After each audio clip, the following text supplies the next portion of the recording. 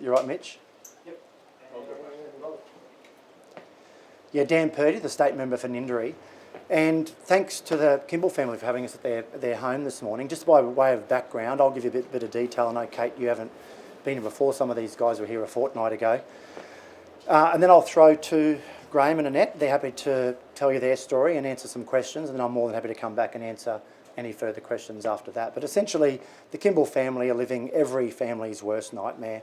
It was almost a year ago, in June last year, that their son Ryan, 16 years old at the time, died in a fatal crash at Bly. The 17-year-old driver was charged with a string of offences, including dangerous driving causing death, driving while using a mobile phone and driving on a learner's permit. On the 28th of April, that driver walked essentially scot-free from the court with nothing more than a slap on the wrist, a wholly suspended sentence and no conviction recorded. 2 weeks ago, I met with the Kimball family and we stood up and I joined their campaign calling for the Attorney-General to urgently appeal that decision. It was manifestly inadequate. It didn't meet community expectations, didn't go any way to restore justice for the Kimball family, and it certainly didn't send a clear deterrent to other young drivers about the dangers of driving dangerously. That appeal period lapsed at 5 o'clock on Friday afternoon. The family were in direct contact with the Attorney-General's office, so was my office, and I know some of the media were as well. What is absolutely unacceptable is that the family found out via a text message from a journalist at 2:30 in the afternoon that the Attorney-General was refusing to demand that appeal. 2 hours later, they received a call from the DPP with official notification. For the Attorney-General's office to send out a media release 2 hours before having any contact with the family is totally unacceptable, and I understand why the family is livid. We've known for some time now that the Attorney-General's office and this government are more concerned with how things look than how they are. They're more concerned about managing the media cycle than they are about looking after victims in our community. I'm happy now to hand over to the Kimball family and they'll answer questions, and I'm more than happy to answer your questions after that. Graeme, Annette, are you guys? Tyson, you can come up too, mate. It's up to you.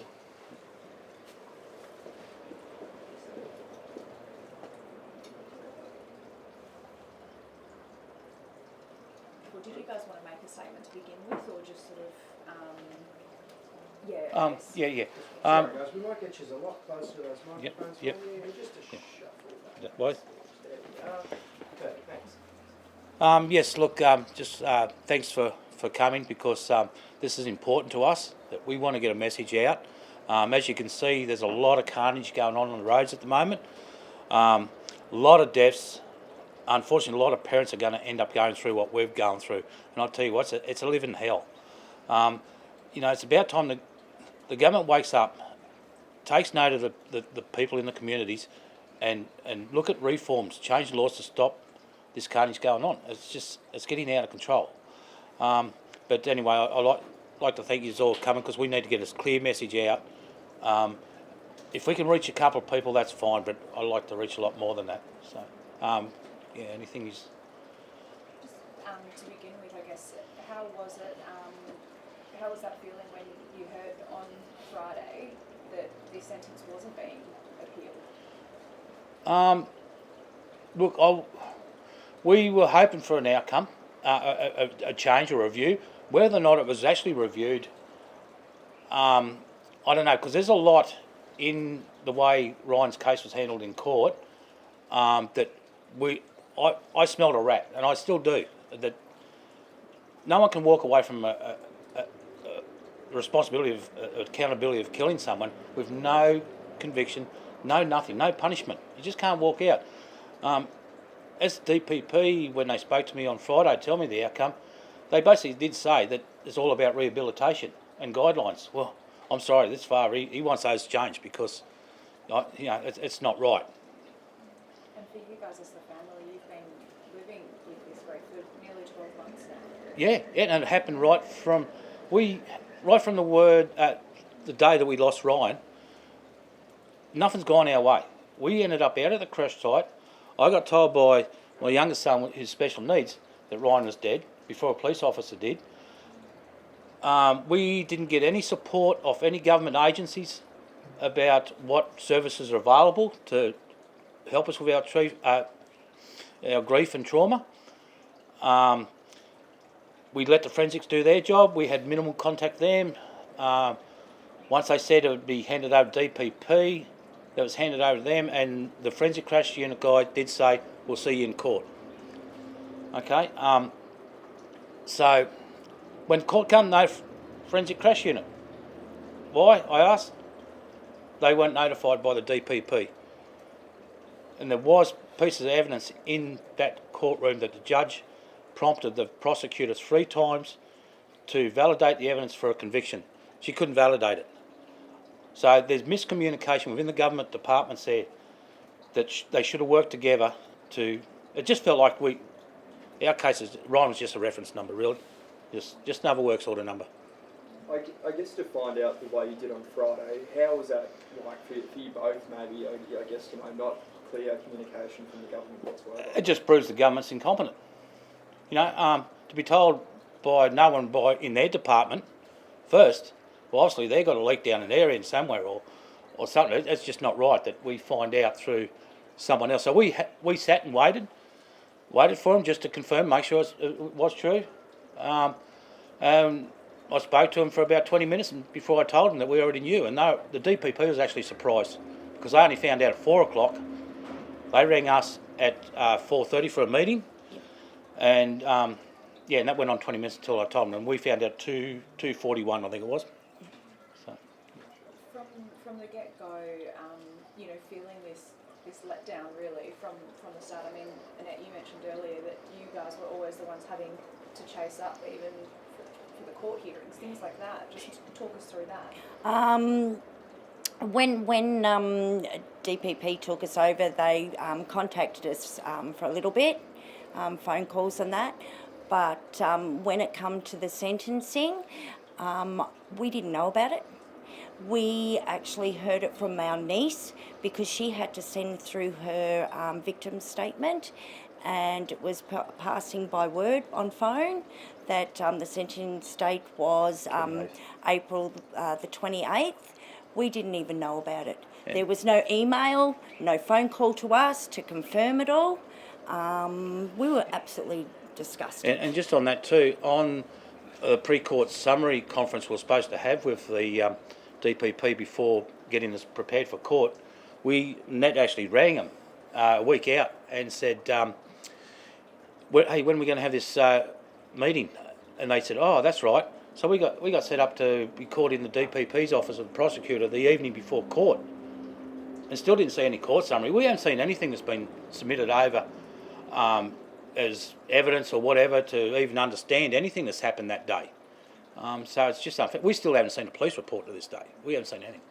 Even since Friday, have you heard from the Attorney General? Yeah, funny enough you mentioned that. About 40 minutes ago, half an hour ago, Stephen Miles calls me. That's the first I've ever heard anyone from this government,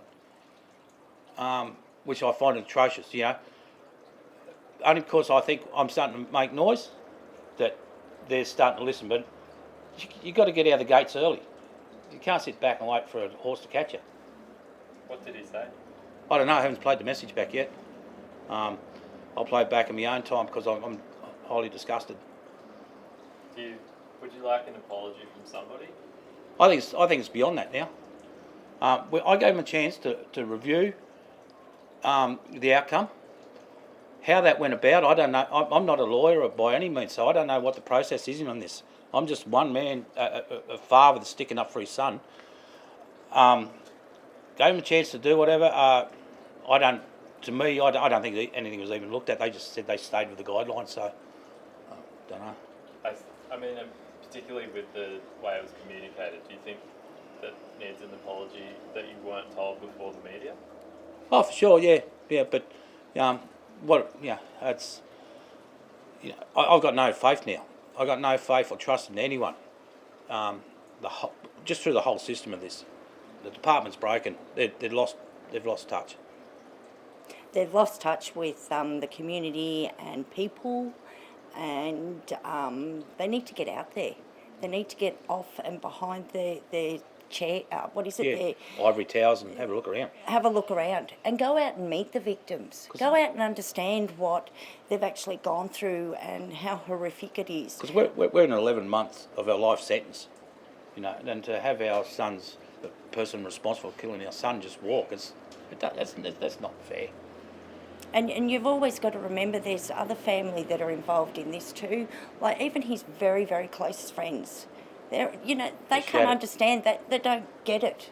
They don't know why he's just walked or why he hasn't had any, what is the word I'm looking for? Punishment. Punishment. You know, they're sad. You know, Ryan was a beautiful boy. Yeah, and could I just touch? I just want to make it clear too that Ryan did not know this driver. He was out under false pretences that day. He had no idea of their intentions. He wasn't in. He was in a hoon car, but he had no intentions that they were hooning. So, the perspective on people saying it was a hoon car, do play silly games, you get silly results. That's Ryan was in, and Ryan was not a risk taker. He didn't like breaking the law. He wouldn't even jump off the Brabham Avenue Bridge because afraid he'll get caught. So that's we just want to get that clear that he wasn't hooning. Going forward, in terms of the laws and the justice system that you've said is broken, what do you want to see happen? I honestly believe these 17-year-olds are in charge of a motor vehicle, okay, but they're going in under the Youth Justice Act when they commit a crime. If they get a speeding ticket or a fine, they're paying it like an adult. Why not get punished like an adult? They're going to have to look at bringing the laws back down to 16, even lower. If they're going to not change the licence age, they've got to bring the Youth Justice back down to suit when you're in control of a weapon that kills. They have to look at, they have to put a deterrent in and accountability, but you're not going to get any deterrent if you haven't got anyone taking accountability for the action. So there's a lot that they have to change in that. They have to look at ways of accommodating these people. Whether or not they put them out into a work camp somewhere and give back to society, earn their spot back in the society. Even building mobile homes for the homeless or something. You'll soon find out who's remorseful and who wants to come back and who wants to go the other way into jail. They've got to look at ways of changing that. And also, once you turn 18, with me, I look at employing people. I like to know their background. I'm not going to discriminate against it, but you still need to know if there's a pattern that you could look out for. For this driver in particular, if he's in one of our company vehicles, I want to make sure he's driving to, So there is a lot that has to be changed, and I'm not an expert. I'm just coming from an angry father that's lost a son that needs reform. And maybe they need to do some training and go into the hospitals and see the victims that have actually been hurt or broken a limb or lost an arm or brain damage. They need to be helping in those situations too, to make them understand what they've done. Given the youth crime crisis that we're in at the moment, without any change, what do you fear? More deaths. I don't know what's happened in this one in Victoria. I just heard about that. I've been tied up, and I think there's another 2 17-year-olds even today at Bow Desert Way. Every day, it's just going to keep happening. I don't know the consequences behind those crashes. Every crash is different, but the road toll is going to keep mounting. You'll find it's between the 16 and 22-year-olds that are in the highest risk. Something has to be put into to stop this carnage. And maybe they've got to go back to the old ways too. When you go to get your L's, you go into the transport and go and sit there and do your testing, because now you do it online and you've got no one there overlooking to make sure that you're not cheating or you haven't got people helping you. So something needs to change. Some education in that area. Yeah. And considering that not only was the original sentence, there was no conviction, but then, since there was no appeal as well, so it shows it's not just one area where they're not getting that deterrent. I'm sort of lost on that. So, like, you know, considering that there was the original sentence and then it wasn't appealed, Yeah. shows that it wasn't just the judge that handed down the sentence that No. Actually, the judge, like I said before, the judge actually prompted the prosecutor 3 times for a piece of evidence for a conviction. The way we're explained, it's guidelines that unfortunately that the judges run by, that follow, and that depends on whatever evidence submitted. But according to the DPP, it's all about rehabilitation. Ryan doesn't get a chance to have a second chance in life. They're more focused on his chances in life moving forward without punishment. So the judges are bound by the guidelines. In that court, they were just kept bouncing back and forwards between certain other cases, you know, that happened prior as a guideline and using that. So all that needs to be updated. So the Law Society, whoever runs that, really got to make changes there. And two, with different cases, every case is different. They're not the same. So they need to sort of open their reporting and everything like. Yeah. Thanks. Okay. Right, thanks.